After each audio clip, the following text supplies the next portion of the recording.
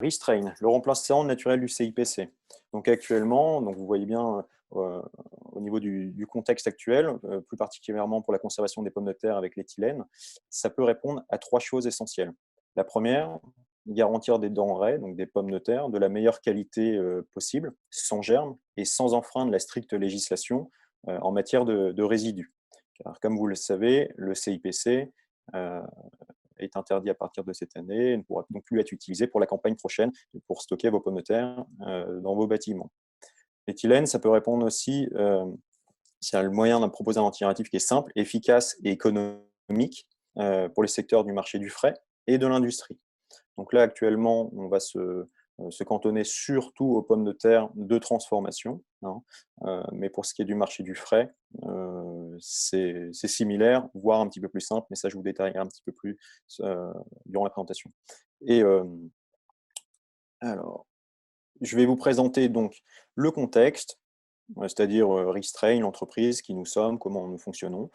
Ensuite, je vais vous présenter un petit peu le fonctionnement de nos générateurs à éthylène, vous expliquer comment fonctionne notre antigerminatif et on fera ensuite un comparatif des solutions antigerminatives et bien sûr, si vous avez des questions, je tâcherai d'y répondre.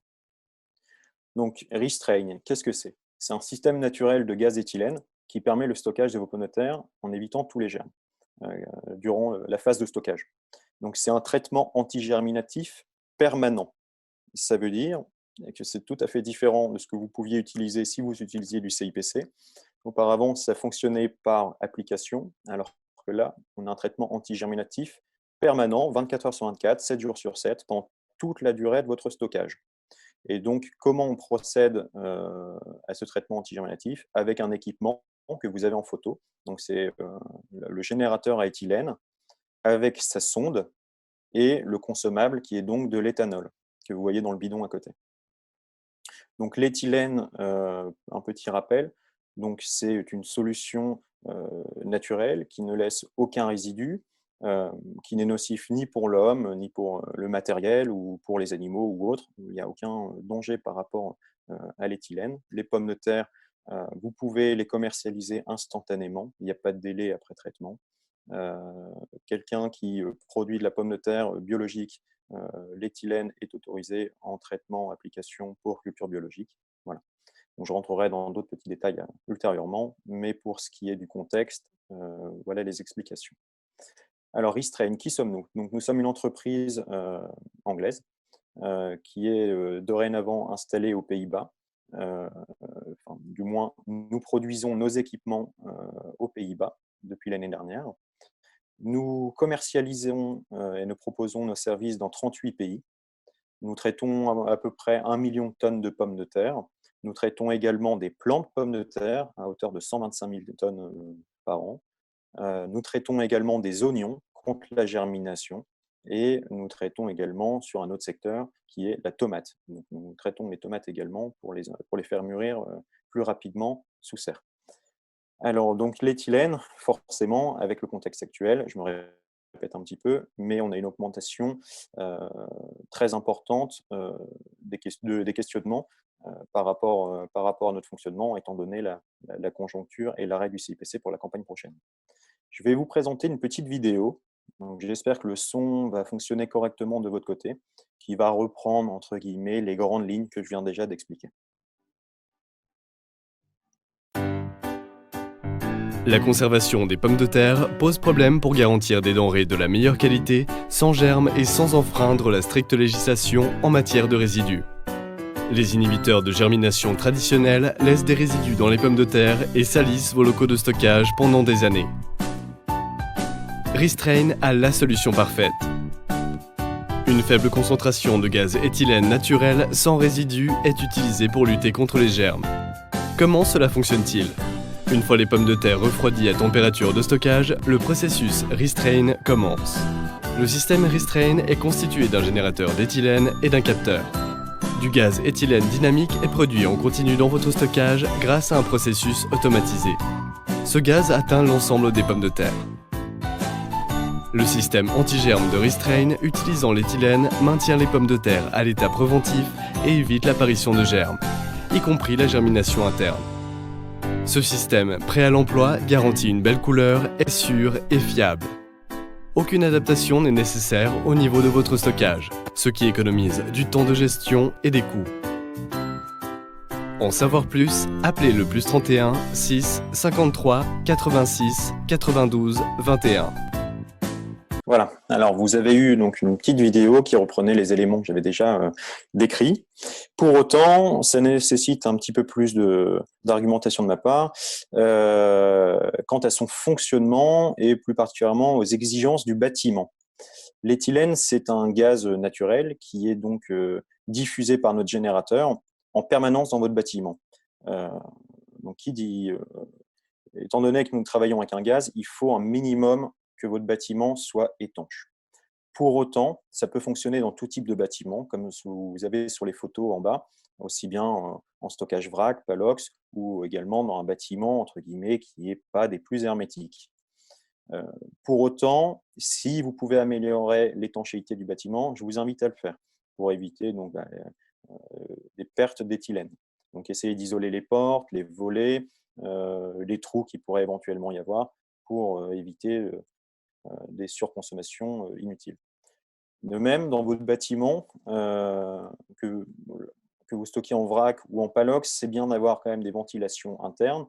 Pour le cas d'un bâtiment Palox, qui est quand même des extracteurs de CO2, si possible. Et pour ce qui est des bâtiments vrac, qui est un bon mélange et un bon suivi de l'air à l'intérieur, avec notamment un rafraîchissement de temps en temps avec l'air extérieur. Nos générateurs à éthylène, vous pouvez voir sur la photo, c'est de petits équipements. Pour autant, ils sont capables de traiter jusqu'à 6000 tonnes de pommes de terre dans un bâtiment. Donc c'est petit, mais efficace. C'est très simple d'utilisation. Dans votre bâtiment, vous n'avez aucune adaptation à faire, si ce n'est qu'avoir une prise de courant pour brancher le générateur. L'emplacement du générateur dans le bâtiment, entre guillemets, il peut être fait n'importe où. Mais d'une manière logique, il vaut mieux le mettre à un emplacement qui est simple d'accès pour vous que vous puissiez aller contrôler, on va dire, de manière quotidienne, l'état de fonctionnement de la machine, ou alors, ne serait-ce que pour vérifier le niveau d'éthanol. Donc, je répète, l'éthanol, c'est le consommable utilisé pour produire de l'éthylène. Et puis, voilà, essayer de ne pas le mettre trop proche d'une porte ou d'une ventilation ou d'un limiter ou engendrer des pertes d'éthylène dans le bâtiment. Voilà. Donc, pour les pommes de terre, l'éthylène est donc autorisé comme inhibiteur de germination. Il peut être utilisé conjointement avec de l'hydrazide maléique, par exemple du Phasor ou du Lican. Vous pouvez également le coupler avec d'autres solutions anti-germinatives si besoin, hein, à savoir de l'huile de menthe ou du One Forsyth ou Dormir. L'éthylène, c'est quelque chose, une fois qu'il est appliqué dans le bâtiment, la pomme de terre, en 3 jours, elle va être acclimatée ou entre guillemets, elle va avoir une réponse à l'éthylène sous 3 jours. Donc, c'est quelque chose qui va relativement vite. Pour autant, que vous ayez une aération quotidienne avec l'extérieur, ce n'est pas un problème. Et au contraire, c'est même très important. Ça, on va le reprendre. Je vais le reprendre dans la présentation ultérieurement.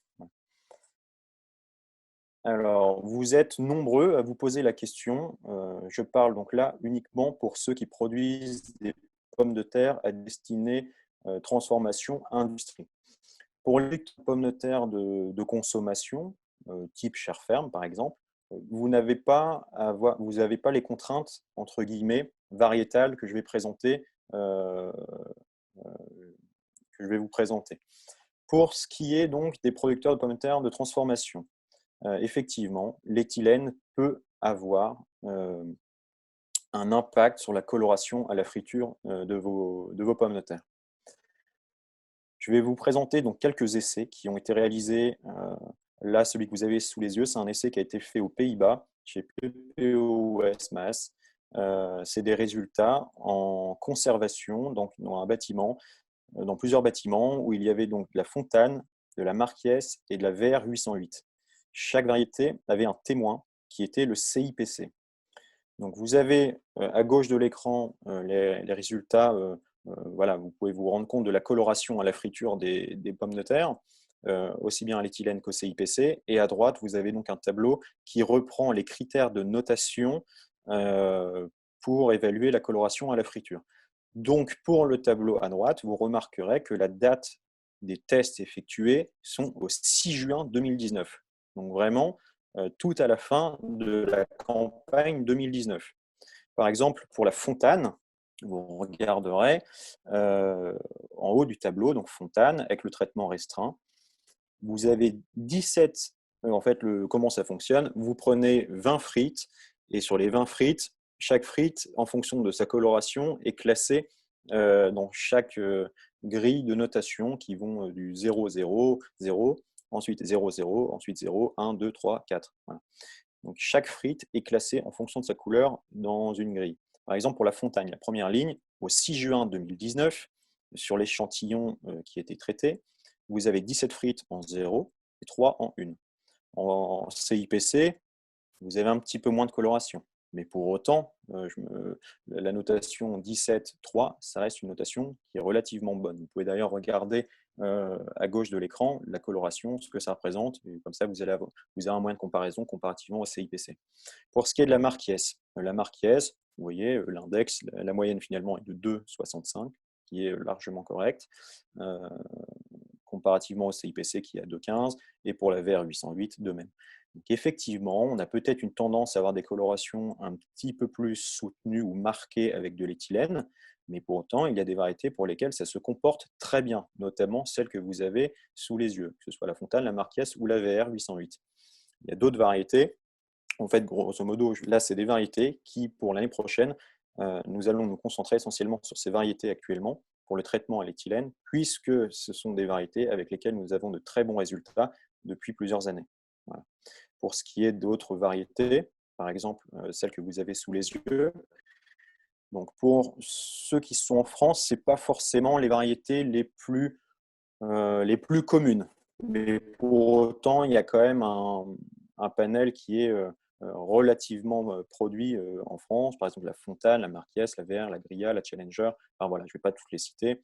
Je vous laisse regarder par vous-même les variétés. Mais c'est pour des variétés qui, sur l'année dernière, nous avons traité donc ces 21 variétés aux Pays-Bas et en Belgique. En France, nous avions d'autres variétés également. Vous aurez les réponses juste après. Alors, par exemple, pour la Fontane, donc ça, c'est les traitements des essais qui sont en cours. Hein, donc pour la campagne 2019-2020, toujours avec l'organisme PPO Westmaas aux Pays-Bas.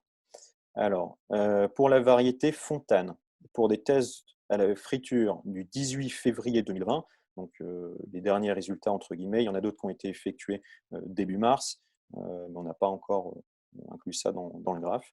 Donc vous voyez, donc pour la Fontane, hein, toujours avec les mêmes critères de notation, vous avez une coloration au mois de février qui est toujours tout à fait acceptable. Pour 20 frites, vous en avez 18 en 0, 2 en 1, ainsi de suite. Et quand vous regardez tous les index, donc ça, vous voyez le nombre de cellules.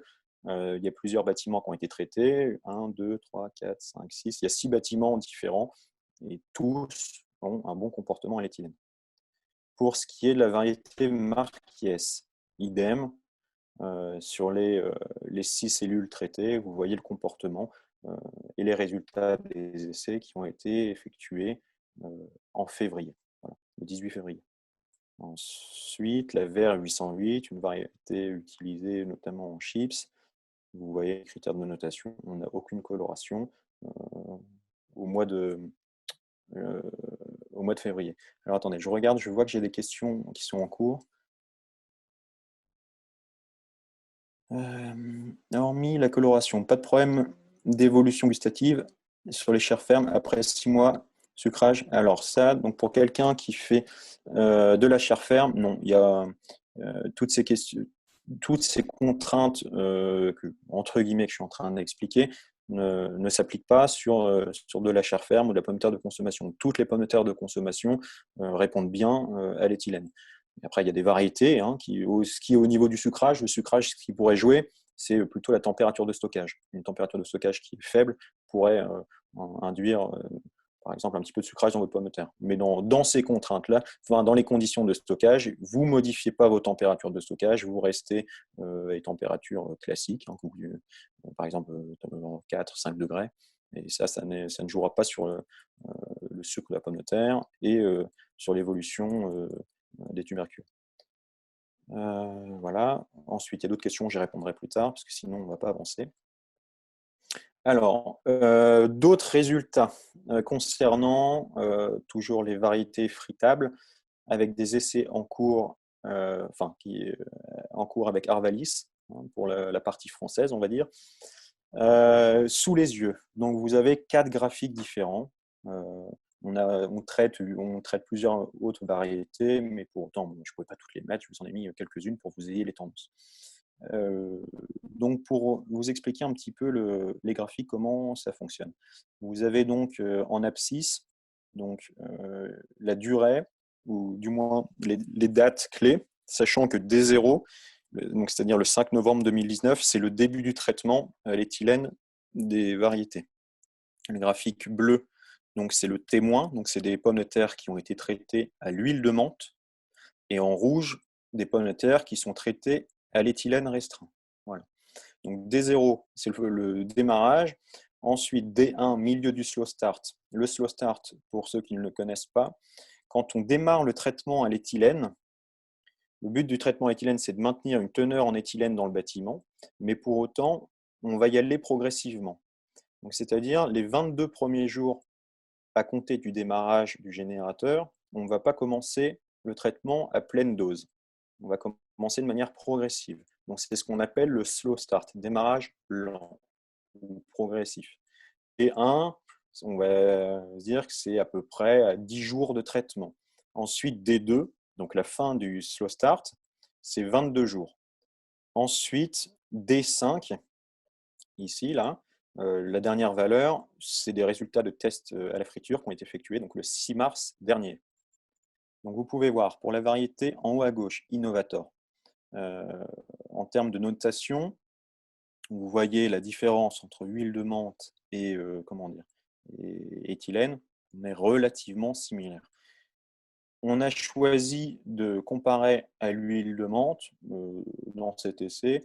Il n'y a aucun intérêt de continuer à comparer par rapport au CIPC, puisque le CIPC est arrêté. Pour autant, j'ai des résultats qui ont été faits l'année passée, par exemple, sur des variétés similaires au CIPC, et les comportements sont relativement similaires également. Voilà. Donc, vous voyez au niveau de l'innovator, on voit quand même qu'il y a un petit pic de coloration qui monte à entre 3 et 3,5. Comparativement à l'échelle de notation que vous aviez tout à l'heure entre 0 et 4, maintenant, là, sur l'échelle USDA, on est entre 2 et 6. Donc, il faut limite diviser, entre guillemets, hein, ce n'est pas tout à fait ça, mais il faut entre guillemets diviser par 2. Une pomme de terre qui était en 0 tout à l'heure, ça correspond à un 2. Voilà, et ainsi de suite. Un 4, ça correspondra plutôt à un 2 de la notation de tout à l'heure. On voit qu'au mois de mars, ça reste correct. Sur la Fontane, il n'y a aucun souci. Vous voyez que toutes les pommes de terre sont relativement proches de 0, entre guillemets. Enfin, il y a vraiment très peu de coloration. Pour la Marquès, c'est similaire. Il y a une petite évolution dans le temps, mais ça reste relativement très acceptable. Pour la Royale, on a eu un comportement. Il faut prendre en compte aussi qu'il y a l'effet lot, hein,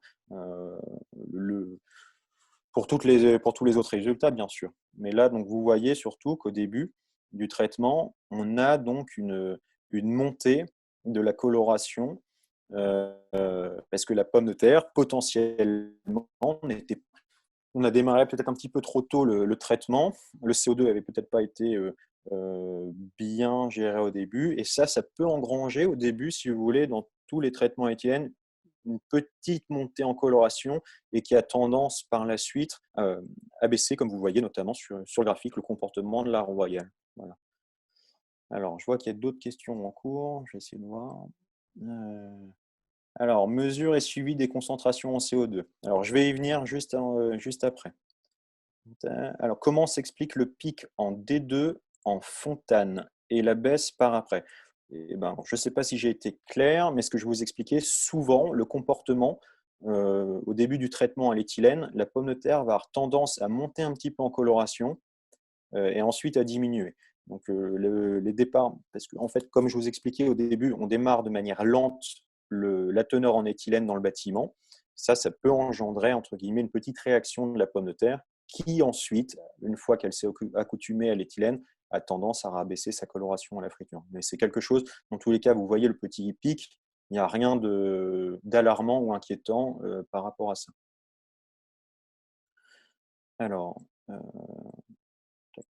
je vais vous expliquer un petit peu le protocole Restrain. Donc voilà, j'espère que ça a été j'ai essayé d'être au plus clair par rapport aux résultats qui sont en cours. Pour certaines variétés qui sont traitées depuis de nombreuses années, donc on commence à avoir un petit recul. Après, il y a d'autres variétés, effectivement, on a besoin d'un petit peu plus d'expérience également. On ne va pas pouvoir se permettre la campagne prochaine de traiter toutes les variétés de pommes de terre fritables. Je parle bien de fritables, puisque vous voyez, il y a quelques comportements qui diffèrent en fonction des variétés avec l'éthylène. Donc ça, c'est uniquement pour les variétés pour le marché de la transformation. Pour ce qui est des pommes de terre de consommation, type chair ferme, vous n'avez pas du tout ces contraintes variétales-là. Voilà. Donc, je vais vous expliquer ensuite donc, le protocole Restrain. Donc là, par exemple, j'avais la question tout à l'heure, comment gérer le CO2 ou autre. Comment gérer le CO2 ou autre. Donc voilà, ça, je vais vous l'expliquer vraiment dans le fonctionnement technique. Donc, tout d'abord, la première chose essentielle quand on démarre le traitement à l'éthylène, on le démarre uniquement une fois que les pommes de terre sont rentrées dans le bâtiment, bien évidemment, qu'elles sont bien sèches, cicatrisées et que les températures sont constamment inférieures à 10 degrés. Voilà. Et surtout que le maintien du CO2 indique des valeurs inférieures à 2500 ppm. Donc ces valeurs-là, vous allez pouvoir les avoir grâce au générateur. Ça va être écrit sur votre écran. Et je vais vous expliquer comment le contrôler, ce CO2. Et bien sûr, il faut que les pommes de terre soient à un stade, entre guillemets, dormante et qu'elles soient stabilisées. Il ne faut pas démarrer trop tôt le traitement. Ce qui est important à regarder, comme je le disais, c'est le CO2. Le CO2, c'est une variable qui est importante à contrôler quand on veut conserver ses pommes de terre le plus longtemps possible avec de l'éthylène. Donc, dans un premier temps, on va mesurer le CO2 qu'il y a dans le bâtiment. Donc, comment on va le mesurer? Via la sonde. Et en fait, sur le générateur, je vais remettre une photo du générateur pour ceux qui ne visualisent pas bien. Donc, on a un générateur et une sonde. La sonde, elle permet de mesurer en permanence l'éthylène, la température, l'humidité et le CO2. Vous avez une sonde qui mesure ces 4 variables en permanence. Donc, dans un premier temps, on va mesurer le CO2 qui est dans le bâtiment. Ensuite, il est important d'avoir une ventilation interne. Je parle pour ceux qui stockent en bâtiment type vrac ventilé. Il est important d'avoir une ventilation interne pour homogénéiser et mélanger l'air que vous avez à l'intérieur de votre bâtiment. Et c'est important aussi d'avoir des volets d'extraction, entre guillemets, pour prendre de l'air et renouveler votre air. Et en renouvelant votre air, vous allez évacuer du CO2 s'il y en a dans le bâtiment. Quand dois-je débuter la diffusion d'éthylène? Donc, comme je vous l'expliquais, une fois que les pommes de terre sont sèches, cicatrisées et arrivées quasiment à température de stockage. Une fois que vous avez réuni ces facteurs-là, on va se donner un temps d'observation de 7 jours, d'une semaine à peu près. Une fois que vos pommes de terre sont bien sèches, cicatrisées, arrivées à température de consigne. On va regarder là, pendant un laps de 7 jours, comment se comportent vos bâtiments, comment se comportent vos pommes de terre dans le bâtiment avant même de commencer le traitement d'éthylène. Dans le cas de figure présent, le graphique, ça représente le CO2 et la limite à ne pas dépasser. On va regarder si les pommes de terre sont stabilisées. Et ça se traduit notamment par les variations de CO2. On peut se rendre compte si les pommes de terre, entre guillemets, sont stabilisées, arrivées au repos, dans votre bâtiment. Notamment, pendant la période où je vous expliquais, on va regarder pendant 7 jours comment fluctue le CO2. Bien que vous ayez de la ventilation et des ouvertures avec l'extérieur. Il faut, pendant ces 7 jours, votre CO2 soit toujours en dessous de la limite de 2500 ppm. Une fois que vous avez ce scénario-là, vous pouvez débuter la diffusion d'éthylène, démarrer le traitement. Si vous êtes dans le cas de figure présent, donc avec un CO2 qui continue à varier fortement, hein, donc qui dépasse très régulièrement la consigne que nous vous avons communiquée, il va falloir attendre encore un petit peu plus avant de débuter la diffusion à l'éthylène. Parce que si on commence à ce stade-là, vous risqueriez de stresser vos pommes de terre. Et qui dit stress chez la pomme de terre, hein, il ne faut pas oublier qu'on travaille sur du vivant, votre pomme de terre, comme vous, si on la stresse un peu, elle va vouloir respirer davantage et donc elle va dégager du CO2. Donc c'est quelque chose qui sera encore plus dur à gérer. Et ce n'est pas ce qu'on recherche pour une bonne tenue des pommes de terre, surtout sur la durée. Donc, voilà. Donc on vaut mieux retarder un petit peu le démarrage du traitement antigerminatif plutôt que démarrer trop tôt sur une pomme de terre qui, entre guillemets, n'est pas encore dormante. Voilà. Comment je démarre ? Tout simplement avec un générateur, une sonde et de l'éthanol. Donc on a besoin de ces 4 éléments pour débuter le traitement et la diffusion d'éthylène. Et donc ça, c'est les équipements que nous vous mettons à disposition pour votre campagne. Dans le bâtiment, il faut donc uniquement une prise secteur classique pour brancher le générateur. Et l'installation, c'est quelque chose de très simple, ça se met en route en 5 minutes. Je vais vous montrer d'ailleurs une petite vidéo qui reprend ces derniers éléments que je viens de vous citer. Et vous verrez, donc là, on peut voir déjà la sonde. Tout à l'heure, j'expliquais la sonde qui calcule en permanence l'éthylène, la température, l'humidité et le CO2. Donc, ça représente, c'est ce petit boîtier blanc que vous avez à l'écran. Voilà, donc je vais vous mettre une petite vidéo qui reprend les 10 étapes importantes pour la diffusion de l'éthylène.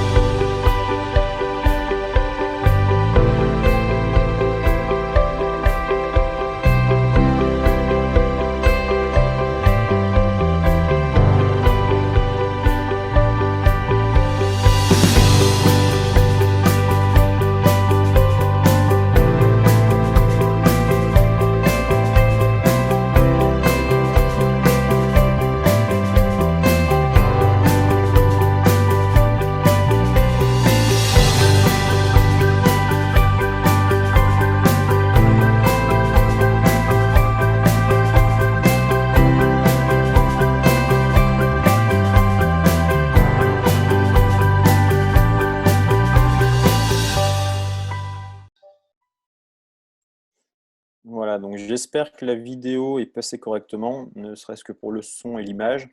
Pour autant, vous avez vu qu'en quelques minutes, c'est très facile de brancher et de démarrer la diffusion d'éthylène dans votre bâtiment, donc à l'aide du générateur, du bidon, de la sonde que vous placez à 10-15 mètres de la machine pour calculer en permanence l'air dans le bâtiment.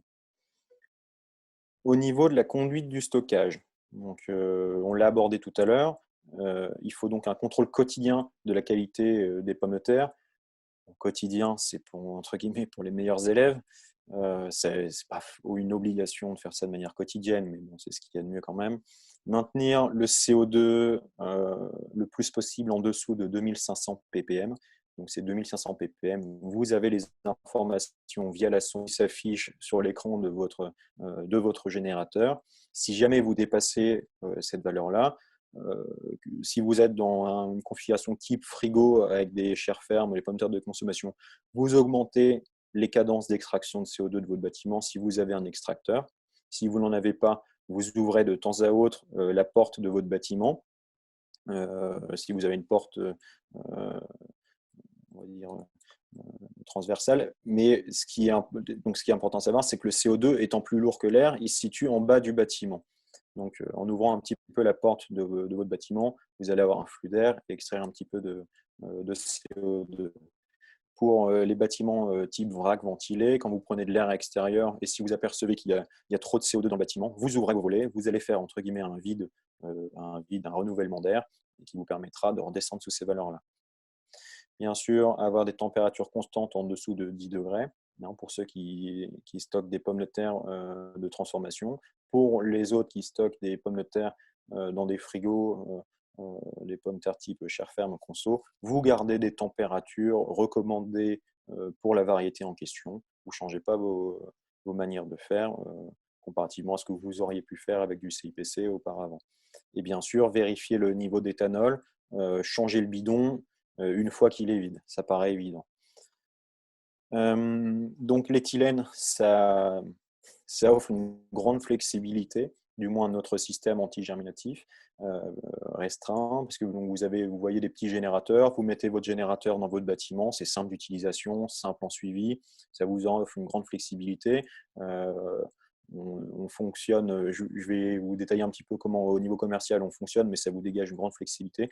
Vous pouvez décharger vos lots instantanément, enfin vos pommes de terre, il n'y a pas de délai après traitement, il n'y a pas de risque à rentrer dans le bâtiment, voilà. Il n'y a pas de délai après traitement, comme je viens de le dire. Je regarde en allant, je vois qu'il y a d'autres questions qui apparaissent. Bon, j'y répondrai après. Donc là, sur cette page, donc ça reprend les 4 éléments que je vous ai détaillés. Savoir quand je dois commencer le traitement, comment je démarre le traitement, comment je conduis, comment je manage mon stockage et entre guillemets les avantages du système. Là, je vous laisse quelques instants pour ceux qui veulent le lire. Voilà. Comparaison des solutions anti-germinatives. Donc, je vous ai fait un petit comparatif. Bon, c'est pas moi qui l'ai fait, j'ai repris des éléments qui sont accessibles dans la presse. C'est des chiffres que j'ai repris, c'est pas moi qui les ai inventés et qui ai pris l'initiative de communiquer ces chiffres-là. Alors, pour ce qui est, donc vous avez les comparatifs entre l'éthylène restreint, l'huile de menthe et le dormir. Au niveau des coûts, pour le restreint, on va se situer entre 3,50 € et 5 € le coût du traitement à la tonne pour toute la campagne. Pour l'huile de menthe, on va être situé entre 13 à 20 €. Bon, après, j'imagine que ça dépend du dosage et du nombre d'applications. Pour le dormir, c'est similaire, puisque c'est des traitements par application.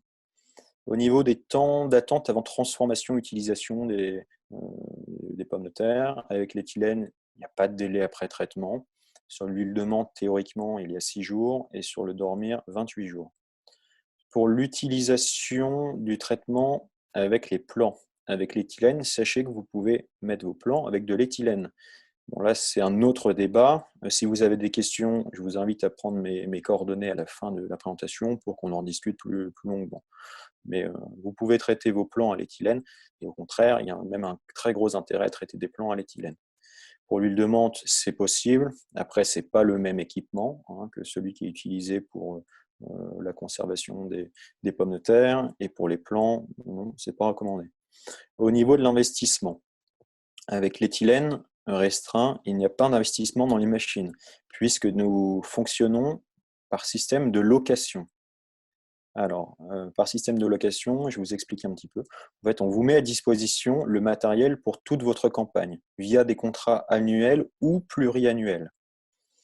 Donc, vous avez, c'est très simple, des frais d'application à la tonne, qui sont calculés en fonction du tonnage, et non d'une que vous pourriez avoir besoin, que vous ayez besoin d'une ou, je ne sais pas, 10 machines, parce que vous avez 10 bâtiments.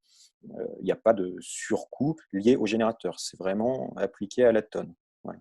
Donc, c'est un service clé en main. On vous met à disposition le matériel pour toute la campagne.